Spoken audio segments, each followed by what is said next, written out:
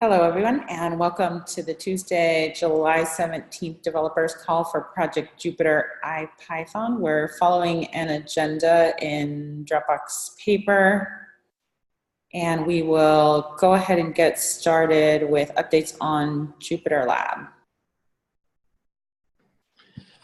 So we plan on releasing 0.33 this week. We've had two or three RCs out already.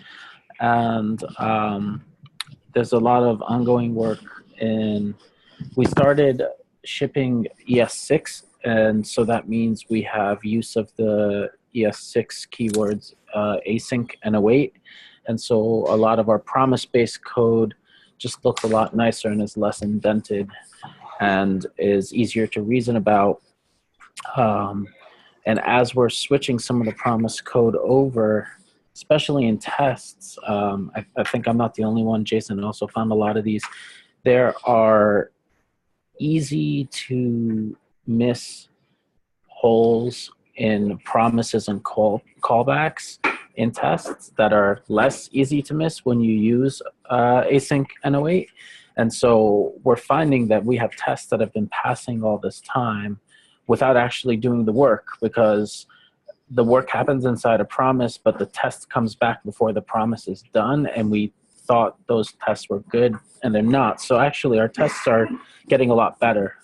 Effectively, we're hardening our tests, and what that might mean is they will pass more reliably, and also the code to look at them is, just to look at the code is a bit simpler than before. So overall it's a win, but it's kind of a painful one. Yeah, I got one question about that. Sure. So what was the issue with the tests, that they weren't running, or they weren't doing what they were supposed to? Well, so imagine you have a unit test that generates some promise. Let's say you have a function called a start, right? And you say start.then, and then inside the then you have like expect food to equal bar. Mm-hmm.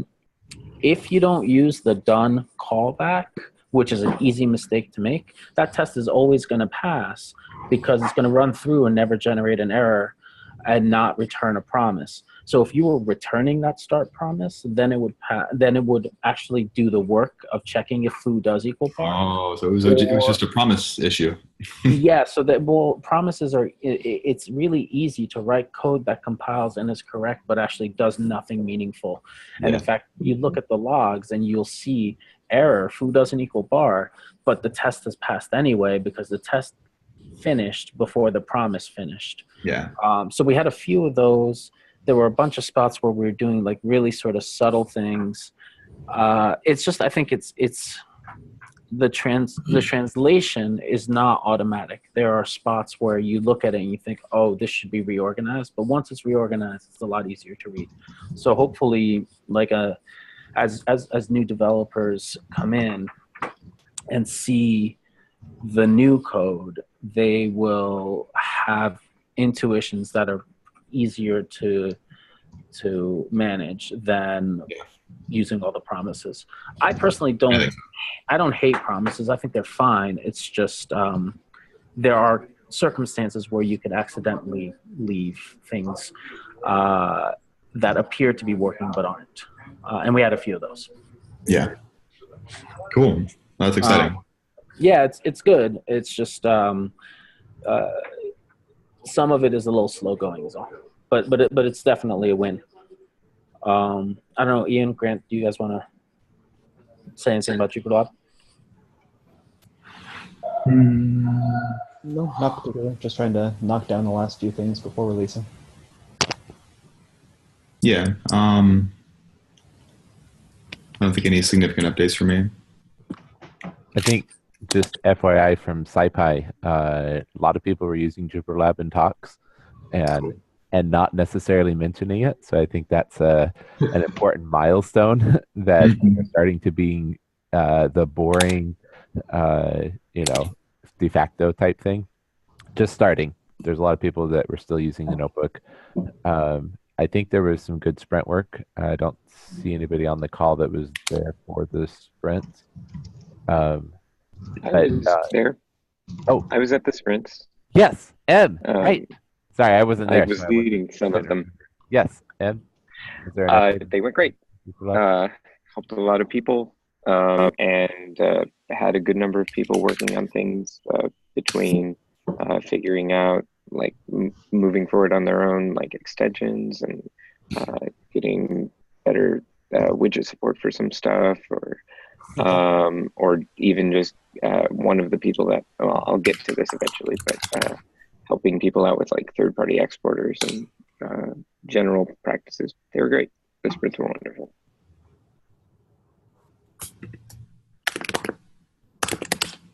All right, great. Brian, do you want to talk about the interns working on the different extensions?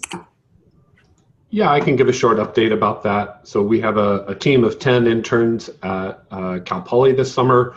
There's 4 designers and 6 developers, and they're working on a range of different extensions for Jupyter Lab. I've listed them in the notes, but they're a nice UI for editing keyboard shortcuts, a cell tagging UI to bring Lab up to feature parity with the classic notebook on that, a more powerful table of contents, the Git extension that was started last summer, a new status bar that's at the bottom for various status items, and then some work on the Electron app. And the first 2 of those, the keyboard shortcut UI and the cell tag UI, we're planning on having initial releases tomorrow. And so I think those 2 teams are going to show up to the Jupyter Lab meeting tomorrow morning, 9 a.m., same channel here on Zoom, if people want to join and see what those look like. So, Brian, is the table of contents team working based off of the stuff that I did, or are they doing greenfield stuff? yeah, they're going to start from that and continue with it. So we'll certainly want to chat with you about what we're thinking and the strategy. Cool. They're just getting started on that. The team that is going to work on that is just finishing the cell tag UI. So.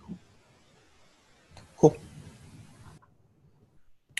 And then regarding Notebook, we released 5.6 a couple days ago, and that includes multiple things, but primarily it includes an upgraded MathJax because there was a security vulnerability that was found in MathJax.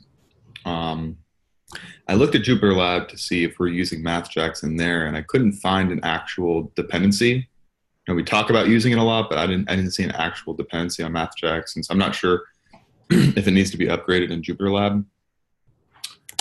But Min wrote up a little blog post that I'll post here in the chat. And it should be publicly posted tomorrow or the next day. Exactly, yeah.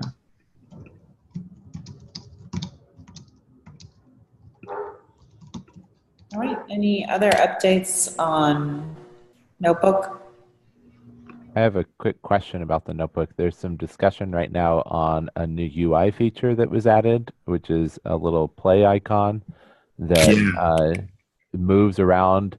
So it's a play icon to the left of the prompt that follows whatever cell your mouse is hovering over. There's some discussion and some pushback on this. Paul started it. I played around with it just a little bit, and it's extremely distracting to me as well. Paul's asking if we can push it back to master to bake the UX a little more. Yeah. I guess Thomas is not on the call. Maybe what I'm saying this for is just a general call. Please try out Notebook 5.6. People need to upgrade to it for security reasons anyway.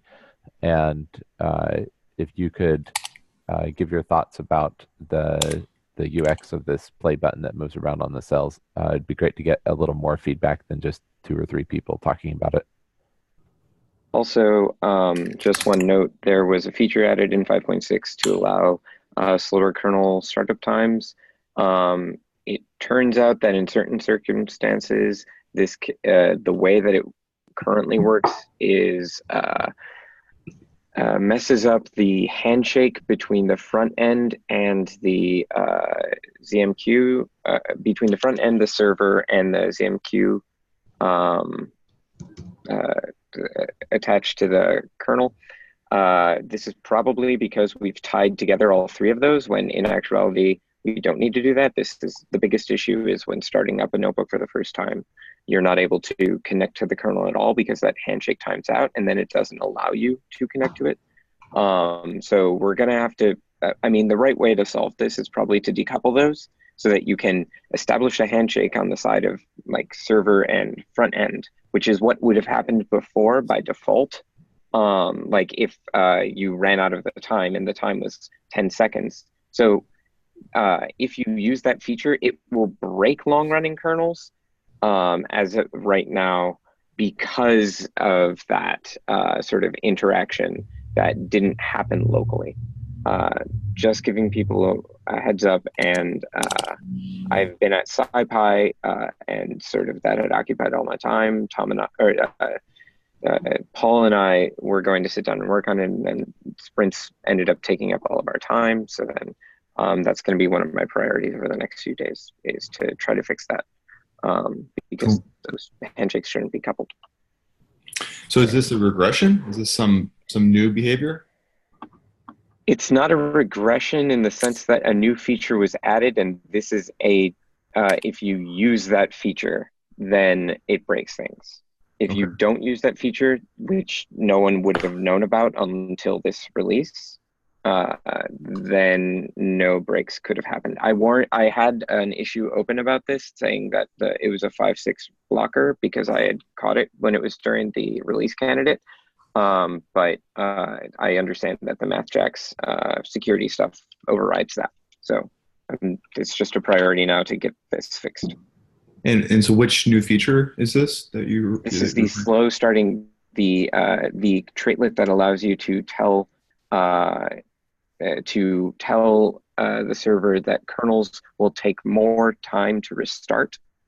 That part kind of works, but the startup now breaks because of the way that those are tied to one another. So yeah, it's just a matter of hunting down how all these things relate to each other and fixing it at this point. Okay, cool. Well, thanks for working on that. Quick question. Are we backporting the security fix back to patch release, so say 5.5 or something? Yeah, so there hasn't been, I don't think that's the plan, but what do you think? I think maybe between this play button issue and other things we're fixing, maybe it makes sense for stability for people to just upgrade a patch release. I don't know. I'm just. Because I think that most people are probably going to like pip install upgrade, or they're going to probably it seems like we're forcing people into 5.6 because of the security problem, when really just a security patch probably should just be a patch release on whatever they actually have. Okay, yeah, I'll bring that up with Thomas and see what he thinks.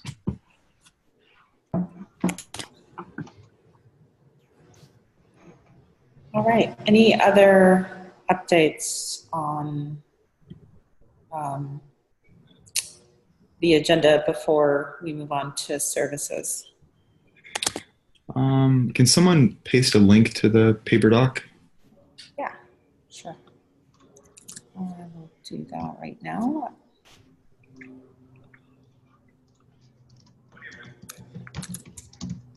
Okay, done. Thank you. So looks like, Pete, do you want to go ahead and try and give your updates, and then if it doesn't work, I can share a little bit of what you wrote, or what do you think? Yeah, let's try it. Tell me if I'm coming across garbled or breaking up. No, sounds good right now. Okay, shout if it changes. Okay. So I spent past couple weeks going through the Jupyter MD viewer backlog, just grooming things. I think we had maybe 130, 140 issues there. And I tagged everything or labeled everything with the scheme mimicking the Jupyter Lab setup, the one that's in the governance PR. I went with that just because it's documented. If we want to change that, that's fine if there's a better system, but it seemed to work pretty well. I think roughly I closed about 20 issues that were resolved at some time the past 3 years, open in 2015 or maybe even before that. A lot of them were just things like, hey, the public service is down, resolved 3 years ago by Min or Carol or someone. Some of them were bugs that are no longer reproducible, versions, new versions of MB convert fixed and so on. Many of them were just not applicable to MB Viewer. People asking questions or, asking for help about using Jupyter Notebook that, because MB Viewer is sort of a public face or has been a public face to the Jupyter, they would come to the repo and ask it there. And they were addressed in large part. People would answer the questions. There's probably more that can be closed, but they might be bugs where people reported it, but they didn't attach a test case or a notebook to reproduce it, so it's hard to tell if it's been fixed or not. I commented back on those, and I want to give those people time to respond if they do provide a test case. But if they don't, we can mark them inactive and closed, I think. Again, many of them are years old at this point. I think the most common theme they ask from users that I found in there is asks about documentation, whether it be updates to the FAQ or developer documentation about how to write new providers, or documentation about standing up their own MB Viewer instance locally. So all those are tagged with tag documentation. The link is there in the paper document. I'm happy to, probably as a next step, go see to read the doc site like I did in Docker Stacks, work with anyone that wants to work with me on that. But it seems like that would actually put MB Viewer in the hands of more people and get a use outside the public instance if we want to continue to support that. To kind of forestall a lot of the, or to try to forestall a lot of the questions that land in Jupyter MB Viewer that probably don't belong in the issue tracker there, I'm testing out 2 issue templates, GitHub issue templates, and one about filing a bug and one about asking for an enhancement, feature an idea someone has. And in the text of both of those, apparently it just became muted. There we go. The text of both of those issue templates point to other repositories like Jupyter Notebook if you have a question or have an issue with Jupyter Notebook itself, or according to the README and MB Viewer, we were sending people to Jupyter Help, that repository, to ask questions. I kept that text for the time being in the issue templates, just to get people to ask some more general questions about Jupyter Notebook or Lab or whatever in general outside the MB Viewer repo. It's an experiment. I don't know if it's going to work. In fact, I think someone's already opened a question defect since I put them in, which is not about MB Viewer, so they might need improvement, but I like to try them out for a while. If anyone has any feedback on them or want to make changes to the wording or whatnot, that's great. The link is there in the paper again.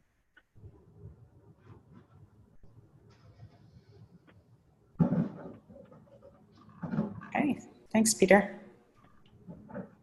Thank you. All right, so we'll move on to updates on Jupyter Hub now. I think Min is at Berkeley today, so I don't believe he's on the call, but he and Em and Chris gave a very well-received binder talk last week at SciPy, so congrats to them, and I've dropped the link into the Dropbox paper. At the Jupyter team meeting that we had back in May at Berkeley, we talked about a simple deployment for Jupyter Hub that would be easy for people who were not sort of sysadmin types to deploy it for perhaps 1 to 50 users. And this deployment wouldn't use Kubernetes, it wouldn't use Ansible, it would likely prompt people for any information that needs to be customized, and then you would have a ready-to-go environment. We have posted, I think as of yesterday, the initial implementation of that. So if folks want to check that out on the Jupyter Hub org, it is called the Littlest Jupyter Hub. And I believe there's also UV wrote a blog post a week or 2 ago while he was doing it initially. And following up on Pete's comments about NB Viewer, we actually added NB Viewer when you build a repo in Binder. We actually added NB Viewer content of that repo while the repo is building, so people have something to look at while the initial Docker container gets built. And so far, we haven't heard any negative about it, so feel free to check it out. And for now, I think we're going to keep it in, but anything's subject to change. And other than that, I noticed when I was teaching the middle schoolers and high schoolers the last 2 weeks that try.jupyter.org doesn't have the old example that we had that sort of went to a very simple notebook that was easy to demonstrate without any other distractions. Mostly, if you look at user interfaces that are used in education for editors and things like that, they're pretty clean, minimalist interfaces, and it would be great if we could add a button back that has one example that launches directly into it so that students can launch into it. I mean, once they're experienced, the Jupyter Lab demo is great, but until they get the concept of notebooks down, a simpler example would really be fantastic. So, and I think I have an issue open somewhere about that under Binder. So that's it. Alrighty, thanks for those updates, Carol. It looks like, Em, do you want to talk a little bit more about the sprints at SciPy related to NB Convert? Oh, yes. So I worked with Bill Spots on getting, he has a script that allows you to have pandocs, like proc style citations in your notebook, and then they'll be rendered when converted to HTML. But right now it's not a Jupyter app, it's not an NB Convert third-party exporter.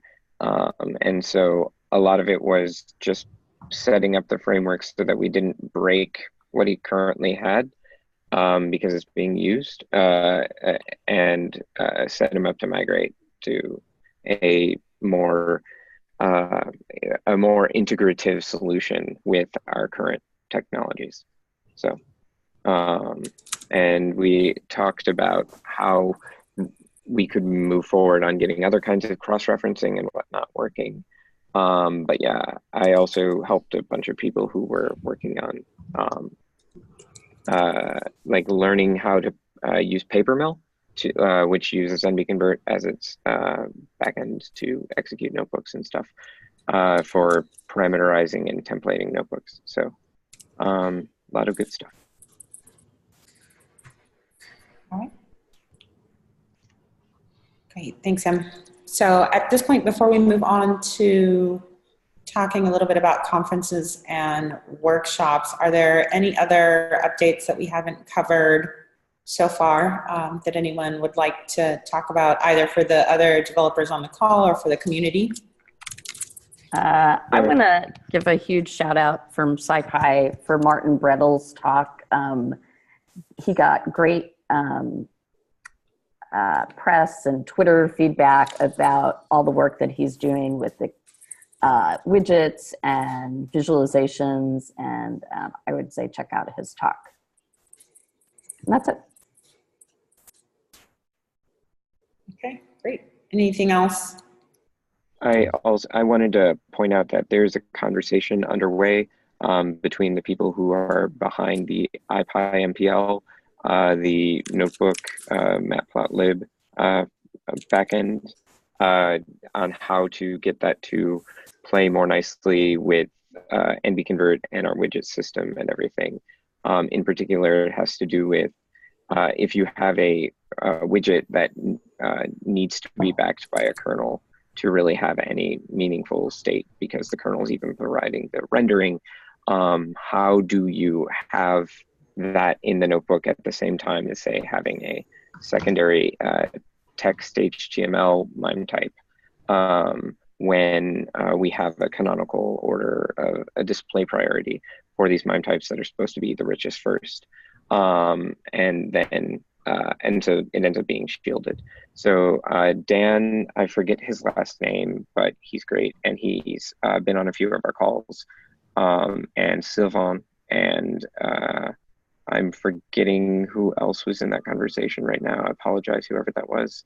But we were all talking about this and made some progress on some ideas, but had nothing concrete to move forward with just yet. Okay, so lots of good things coming out of SciPy. There's some notes in the conferences and workshops section about Wait, other. can I give one more update? Yeah, Sorry. sure. Go ahead. I was just going to move into asking if there were any IPyWidget SciPy 7.3. updates. Yeah, we're planning on releasing IPyWidget 7.3. We released in our Okay. and the release on people right before they had to give their talks using IPyWidgets, et cetera. But I think we're going to go ahead and with the release in the next day or two. Okay, great. Any other news from SciPy that anyone would like to share? We did have a really successful IPyWidgets tutorial and JupyterLab tutorial. There were probably 50-ish some odd people in the IPyWidgets tutorial, which was essentially sort of the same as last year. Martin came in and also wowed everyone in his tutorial as well as in his talks. And the JupyterLab tutorial, the room was packed. We went from basically how to start up JupyterLab and move windows around all the way through writing a simple extension. About a third of the people actually finished the extension from the cookie cutter and then modifying the cookie cutter to get some things working. And so I was really impressed. And some people felt overwhelmed by the actually writing the extension part, but I think it was a growing experience for a lot of people. So there were probably 70, 80 people in the JupyterLab workshop, and I think it was a good success.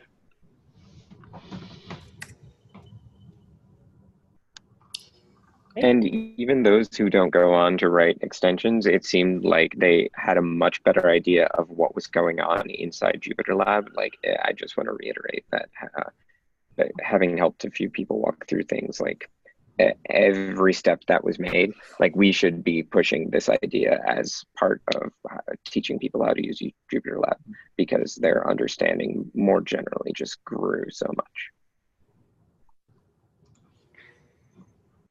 That's great. So I see two events.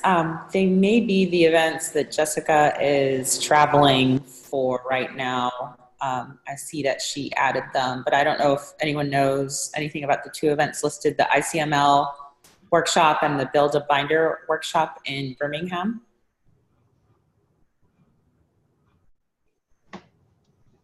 No, okay. So it sounds like those are, Jessica had mentioned she'd be traveling during this meeting, so that may be where she's at. That is definitely where she is. I just don't know anything about it. Oh, okay. Yeah. Yeah, I think the Build a Binder workshop is related to the grant that we got for Binder. So Tim at Head and Jessica, and I'm not sure who else will be there running that workshop for folks. Sounds good. Does anyone want to talk about any of the other events listed? It looks like there's an event on Binder Hub July 23rd, Euro Python, PyBay. Carol, you're talking about Jupyter Hub.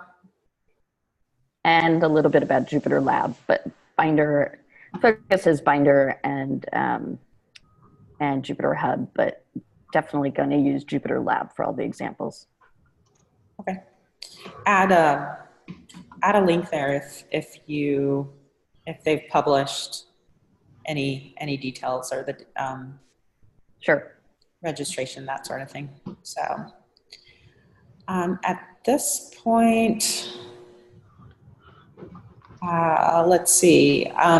Jason or Brian, did you want to talk about the Jupyter community workshops? I can if you want, or Jason, do you want it? I had a lot of conversations at SciPy about this as well. So we announced the Jupyter workshops, and there's a blog post up about it. I think the blog post is pretty self-explanatory. I tried to talk to basically everybody I saw. Oh, you should put in a Jupyter Workshops proposal. You should put in a Jupyter Workshops proposal. Oh, that's a great idea. That would be a great workshop. In particular, there's some people excited about putting in some proposals about using Jupyter in specific communities like astronomy or the high performance or the research facilities community, et cetera. And so I was really trying to encourage people to figure out ways to sort of get a group and a selection of topics and a selection of people There's one person from North Carolina that was saying, "Oh, we have a Jupyter contributor in our midst, Peter, and we would love to do a dashboarding workshop that's really concentrating on the dashboarding story, both from the front end and from the back end, so involving Jupyter Hub Binder folks, and you know, Peter's right here, so if we could get Peter to come in." There was a strong endorsement of Jupyter Dashboards project, the project Peter was involved in, you know, a while ago, from the community in our dashboards, Birds of Feather. Anyway, there was a lot of excitement about, from at least a few individuals, about submitting workshop proposals, and I think right now we only have a few weeks before the first round of proposals is due, which is not very much time at all. So whatever you can do to tweet or reach out to people and tell them essentially we have 10 to 20K to give you to host you know, a good workshop, and we're happy to help the organization to go forward. Right now it's just getting exposure out and helping people realize, yes, you know, there are ideas that are interesting to you that would be great for the community, et cetera, and brainstorming with them for a little bit. Brian, do you want to say anything more? I think you've done a good job of capturing it, and I think the only other thing I would say is just to emphasize, we would love to see also core contributors submitting ideas as well. We both want to have, I think that's a key sort of ingredient to success of these events, is having both core contributors involved, but also people sort of around the edges of the core, so to speak, as a way of sort of growing the developer community or growing the contributor community. It's not just about developers. And so getting a nice mix of sort of different groups gathering would be fantastic. So I think we're going to start to talk in the Jupyter Lab team about doing one.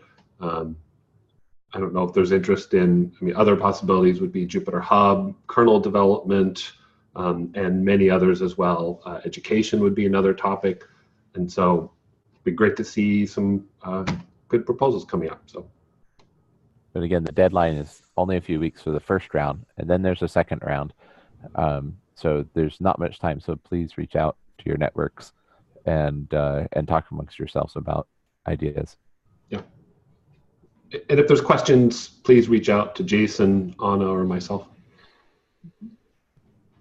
Okay, great.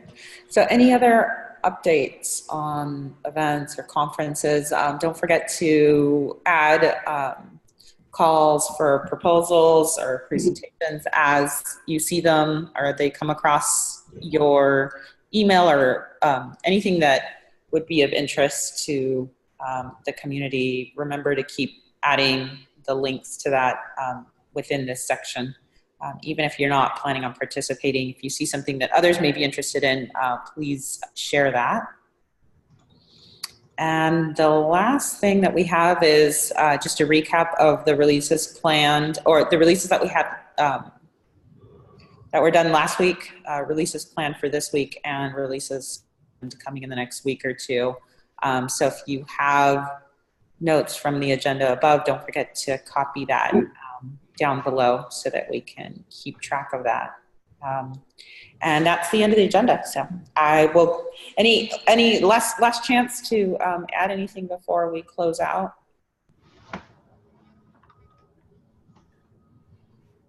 Doesn't sound like it. So, okay. It was good to see you. Have a good week, everyone. Actually, can I mention one more thing? I Sure. just noticed our blog post doesn't give the basic timeline for the Jupyter workshops, and there was a lot of confusion about that I just clarified in person with people. Okay. So the idea behind the workshops is people submit an initial sort of proposal, which doesn't have to be fully fleshed out by August in the steering council. And then we do it, and then with the proposals that are submitted, again, they don't have to be like absolutely complete, but we do a quick up and down vote in the steering council about which proposals pass the first sort of litmus test. And then Anna works with the proposals to nail down their budget, works on logistics, and really tries to come up with a good complete budget. And then that comes back to the steering council for final approval. So They should have a relatively complete description of who they're inviting, what they're planning on working on, what areas this impacts, etc. But they don't have to have all the logistics completely nailed down by the time they put in their proposal. And then we'll work with them over August in order to try to nail those down. And then we're having another round. So the first round is initially due in August, and another round that's initially due, I think, in October. So if this is too short of a time frame, that there'll be another chance later this year.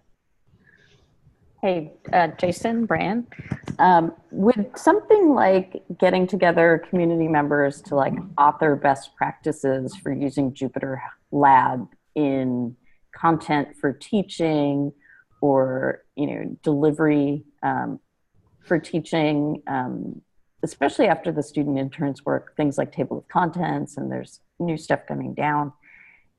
It seems like there might be interest in that, using widgets, all that kind of stuff.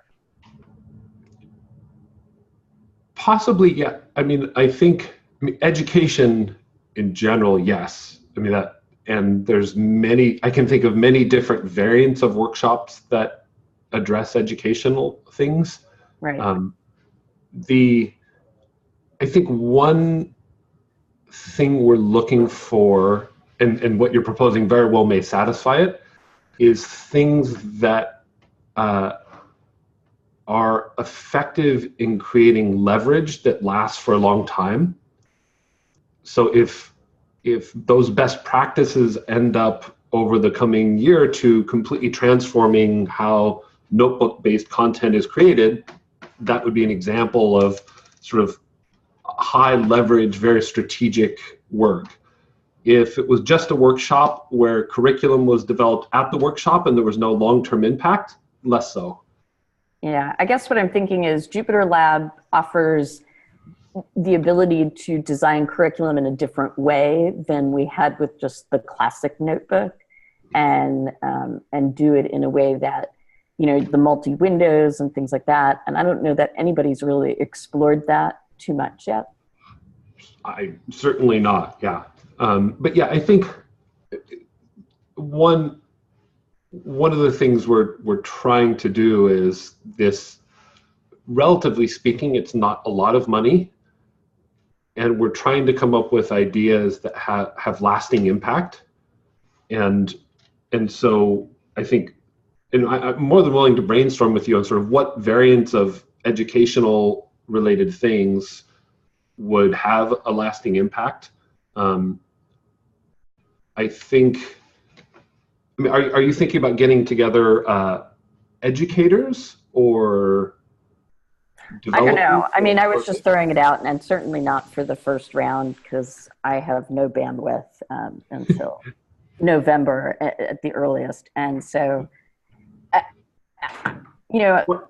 it seems to me like leveraging Jupyter Lab in people understanding exactly what additional benefits they get is important, whether it's 3D visualization or, how we organize prose and things like that. So I don't know. One general pattern that I think is a powerful way of getting that type of leverage is to bring together core developers who are building the tools along with a particular user community. And so I think if we brought together Jupyter Lab developers who have the potential to steer the course of Jupyter Lab and a community of people who are thinking about building curriculum, that could be an interesting way for the core Jupyter Lab team to see, oh, here are the ways that we could evolve Jupyter Lab, or this is working great, this is not working great, and then sort of building a more active relationship between the core team and people developing curriculum, something like that. And I think that same pattern applies to other parts of the project as well, where if we can get together core contributors with different sort of strategic communities of users, that's a really great way of sort of leveraging this effort for long-term benefit that helps the project to grow and pulls in these communities. Right. And part of it was I was thinking once Lindsay is on board, she's done so much of the curriculum development in the geoscience world that, you know, there may be stuff there. And Jupyter Lab might be a really good place to, you know, show off some of that stuff. Yeah, I mean, I would love to see one of these meetings around education. That would be, and I'm more than willing to talk with you or others and Lindsay. I know Fernando would be interested in this as well, whether or not he has the bandwidth in 2018 to participate. I don't know. But yeah, let's talk more about it because I think. Sounds good. Yeah. I think it's a great idea though. And thank you, Jason, for shepherding.